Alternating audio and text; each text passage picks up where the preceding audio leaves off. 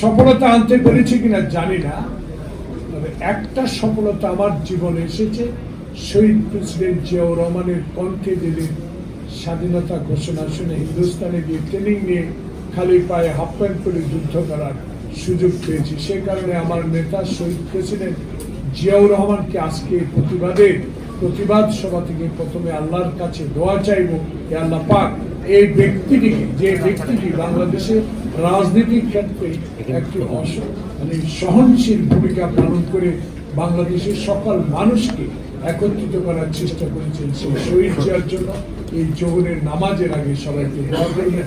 আর দোয়া করবেন বেশি বেশি, যিনি আমাকে পথ প্রদর্শন করেছেন, বাংলাদেশে একমাত্র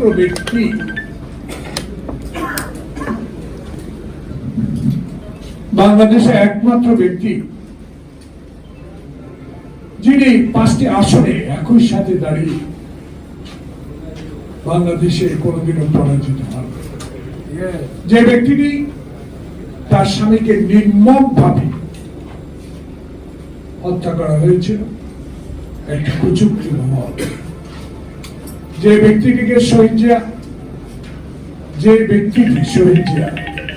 আজকে যিনি পলাতক, শেখ হাসিনাকে বাংলাদেশে ফেরত এনে সকল সম্পত্তি ফেরত দিয়েছিল, তার 2 সপ্তাহ পরেই আমার নেতা শহীদ জিয়াকে নির্মমভাবে এই দেশ থেকে পৃথিবী থেকে চলে যেতে হয়েছে।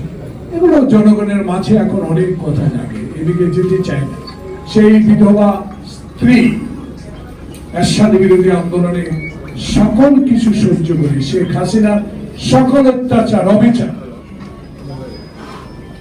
সহ্য করে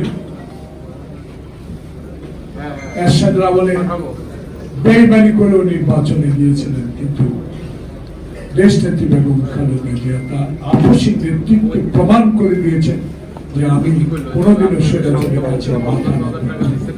সেই নেত্রী বেগম খালেদা জিয়াকে জেলে পুরিয়ে রেখেছিলেন 5টি বছর। আমাদের নেতা যিনি সবু বলেছে, কে কি করেছে প্রমাণ তো ইতিহাস মিলিয়ে দিবে, ইতিহাস কথা বলবে।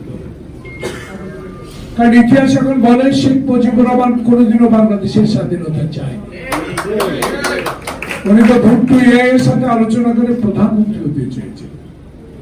তাহলে আস্তে আস্তে শেখ হাসিনাও 2042 পর্যন্ত 41 না 42 পর্যন্ত 41 পর্যন্ত একটি কর্মসূচি তৈরি করেছিলেন আওয়ামী লীগ ক্ষমতায়।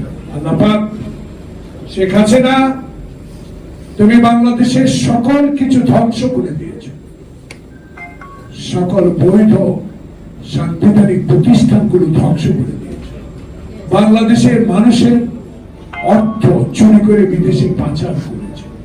আজকে তোমার প্রেতাত্মারা, একটু আগে যে সকল বক্তা বলেছেন, সেই প্রেতাত্মারা এখনো বাংলাদেশ